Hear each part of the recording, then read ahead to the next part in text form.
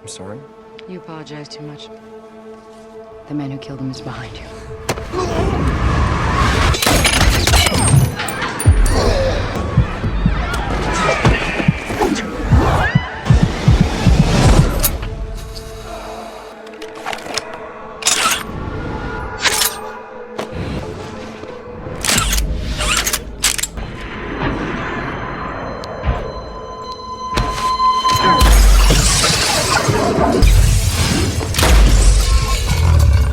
This man is told today that his father has died, and that the person who killed his father is the city's most dangerous gangster.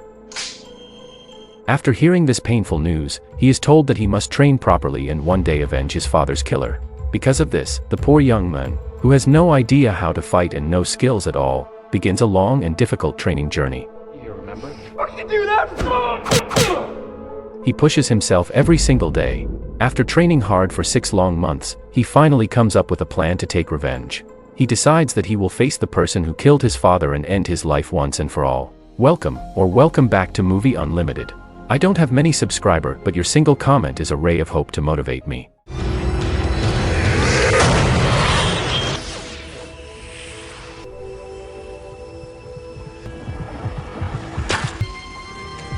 The movie begins by showing us Wesley, a 25-year-old young man who lives in America. Wesley works as an accountant in an office. The movie shows us that he works the whole day, sitting behind a desk, typing numbers, and dealing with stress. Every day, he leaves work exhausted and unhappy. He hates his job, but because he doesn't have any other options, he forces himself to continue. He goes to work every day and returns home late, repeating the same boring routine again and again. To make things worse, his manager humiliates him at every chance. His boss makes him feel small and powerless, and Wesley can never defend himself. The movie shows us that Wesley also has a heart problem. His heartbeat becomes extremely fast when he is stressed, which happens almost all the time. Because of this condition, he gets sick often and uses half of his paycheck just to buy medicine for his treatment. Wesley has a girlfriend named Jenna. The movie shows us that Wesley loves her very much. But sadly, the movie also reveals that she does not love him back. Instead of respecting him, she meets other men behind his back and cheats on him. Wesley has no idea what she is doing, and this makes the situation even sadder for him. Then the movie immediately takes us to a dangerous gangster named Marcus. He sits inside a secret office with a woman and talks to her seriously. He pulls out a bullet from his pocket and asks her to investigate where this bullet was made and who manufactured it. But just a few minutes later, a bullet suddenly flies through the air and goes straight through the woman's head. Marcus is shocked beyond words. He doesn't even understand what happened. To save his life, he quickly runs out of the building. But in the middle of running, he suddenly stops. Instead of escaping, he decides to turn around and fight. He wants to find the people who did this and avenge the woman. He takes out his gun and runs back toward the danger. Shockingly, the movie shows us that Marcus is incredibly fast. His movements are almost superhuman. He jumps through windows, sliding through broken glass. While running, he uses only his gun to shoot and kill 4 snipers who were hiding and targeting him. These were the same people who shot the woman earlier. After defeating them, he gets happy for a brief moment because he managed to avenge the secretary. But the celebration doesn't last. As he is cleaning his gun, another bullet suddenly pierces through his head. He dies instantly. This new bullet was shot from an unbelievable distance, 1 full kilometer away. The shooter's name is Cross. He is the city's most dangerous sniper and gangster. No one knows Cross's real identity or where he hides. Meanwhile, Wesley's day continues as usual. Before going home, he stops at a supermarket to buy a few things. But shockingly, the moment he enters, a shootout suddenly breaks out. Bullets fly across the room. The one who started the shootout is a woman named Fox. The movie shows that she is here to save Wesley. She immediately grabs Wesley and drags him into her expensive and luxurious car. Wesley is terrified and confused. He cannot understand how such a beautiful and confident woman could be taking him away like this. He begs her to leave him alone, but she does not listen. She speeds away from the supermarket and takes him far outside the city. She brings him to a large building, and once they enter, she drugs him. Wesley loses consciousness immediately. The next morning, Wesley wakes up surrounded by people he has never seen in his life. They stare at him seriously. He stands confused, scared, and unsure of where he even is. The leader of these people steps forward. His name is Sloan. Sloan explains to Wesley that he has a special skill. He tells Wesley that he is different, and he has hidden powers inside him that he has never used before. Then Sloan reveals even more shocking news. He tells Wesley that his father died a few months ago. Wesley is shocked and heartbroken. Sloan continues and tells Wesley that his father's killer is still alive and moving freely in the city. Wesley cannot believe what he is hearing. He demands to know how these strangers learned about his father. But Sloan calmly explains everything. He tells Wesley that his father used to work for him. He also says that Wesley is just like his father and has the same powers that his father once had. Sloan reveals that all the pain Wesley has been feeling, his heart beating fast, his sickness, his constant stress, was not an illness. It was the effect of his hidden power trying to awaken. Wesley is confused and terrified, but also curious. He cannot understand how they have so much information about his life. The group explains that they have been watching him since childhood. They investigated his entire life. Now, they have kidnapped him because he is finally grown and ready to start working with them. They then tell him that his father's killer is named Cross. Sloan and Fox explain that they will help Wesley track Cross down, train him to fight, and help him take revenge. They promise to train him in everything he needs to know. They also tell him that he will receive millions of dollars and become part of their secret organization. He will no longer need to work at his old office job with low pay. Wesley becomes excited and hopeful. For the first time, he feels like he has a purpose. In order to avenge his father's death, he says yes. From that moment, his brutal training begins. They beat him again and again, hitting him with crushing blows that break his bones. After breaking him, they throw him into icy water so his body can heal faster. The next day they beat him again until his nose breaks. Then they freeze him again. They continue this routine for weeks. Wesley is shocked at how painful the training is. He never imagined suffering like this. But because he wants to avenge his father, he refuses to give up.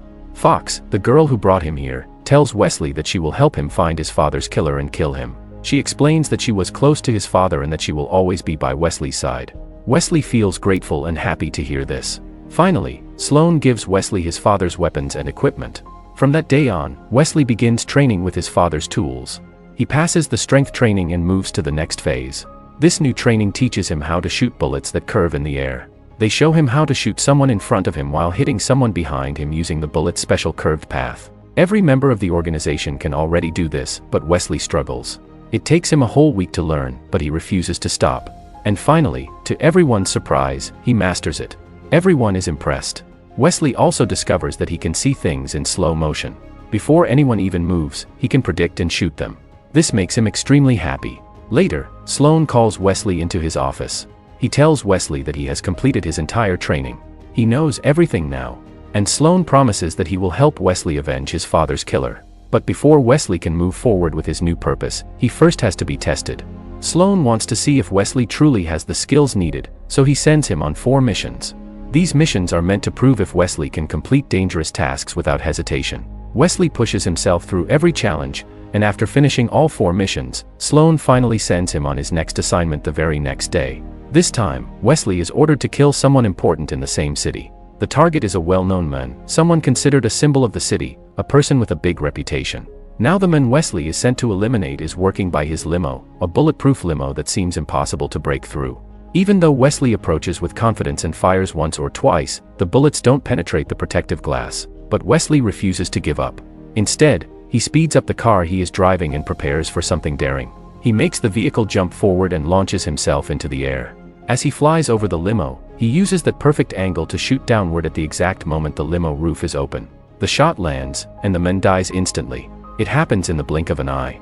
Right after completing the mission, Wesley returns to the office and explains to Sloan what he has accomplished. Around nighttime, Sloan gives Wesley another mission. This time, the target is a businessman sitting in a meeting with more than 8 other people. Wesley is told very clearly that he must only kill one person. If he harms anyone else in the room, he will be punished. Wesley stands on top of a moving train, thinking through the challenge and wondering how he is going to complete this mission without hurting anyone else. After observing the building for a few minutes, Wesley finally sees the target through a window. He knows he cannot waste a single second. He aims using the curved bullet technique he has practiced so many times. He fires, and the bullet bends perfectly in the air just like he trained for. It avoids everyone else and hits only the target right in the heart. No one nearby is injured. Wesley then returns to Sloan and explains everything in detail. Sloan is extremely pleased. For the first time, everyone understands that Wesley is truly capable and strong. They now believe he is ready to avenge his father's death. Soon, they decide to send Wesley to the location of the men who supposedly killed his father.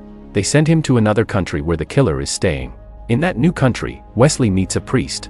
After pointing a gun at the priest, Wesley demands to know where his father's killer is hiding. Without wasting time, Wesley heads to a train where he is told the killer is located. Inside the train, he searches carefully for the men he believes destroyed his father's life. At the same time, Fox has followed Wesley because she wants to help him. She drives close to the train, and the movie shows us that the man named Cross, who is inside the train, is extremely dangerous.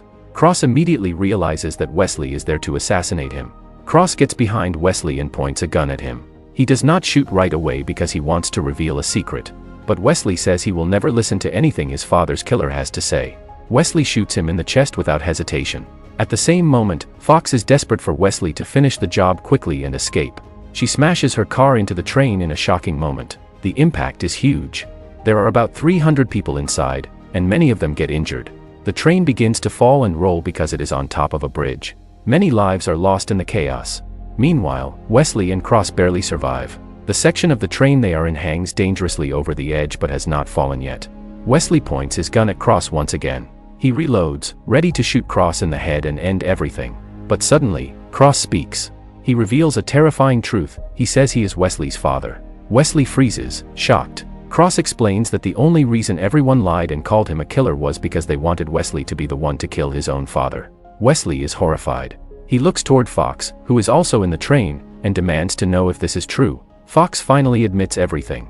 She tells him it was all planned, it was all a setup, and everything was a lie. Wesley feels rage beyond anything he has ever felt before. He takes his father's body and jumps into the water below to escape.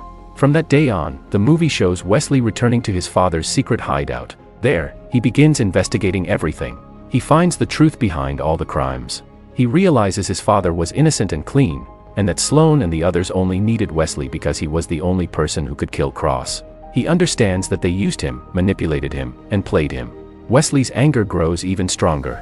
He swears he will not forgive them. From that day forward, he starts planning how to eliminate every one of them. He begins by planting bombs on small rats. After attaching explosives to the rats, he sends them into Sloane's hideout. The rats enter the building, and the entire place explodes moments later. Wesley then grabs his gun and prepares to go inside and finish everyone off. But Sloane and his people were expecting him. They surround Wesley the moment he enters. Sloane explains that Wesley did a great job killing his own father, but he says leaving the group is not an option. Sloane tells Wesley he should return to them and keep working. Wesley refuses. He cannot forgive them for lying to him and for using him like a weapon. He tells Sloane that he will kill every last one of them. Sloane leaves the room and orders everyone inside to kill Wesley. But Fox does not want to kill him. She regrets everything. She feels guilty for all the lies and for making Wesley kill his own father. She wants to stop the violence. In one final shocking moment, Fox shoots a curved bullet that spins around the room and hits everyone, killing all of them, including herself. Wesley watches this and feels deep sadness, but he does not stop. He goes after Sloane, but Sloane has disappeared. Days later, Wesley plans one last attack. Using his father's sniper rifle from a secret location far away, he aims at Sloane from more than 3 kilometers away. Wesley fires, and the bullet hits Sloane directly in the forehead. Finally, Wesley has avenged everyone who lied to him and controlled him. He is not joyful, but he is relieved. From that day on, Wesley changes his identity and returns to a quiet life, blending in with the world as if he is just another face in the crowd. Dear viewers, this was the whole movie. Let us know your thoughts in the comments. Don't forget to like the video and subscribe to our channel. Until next time, stay safe and stay tuned.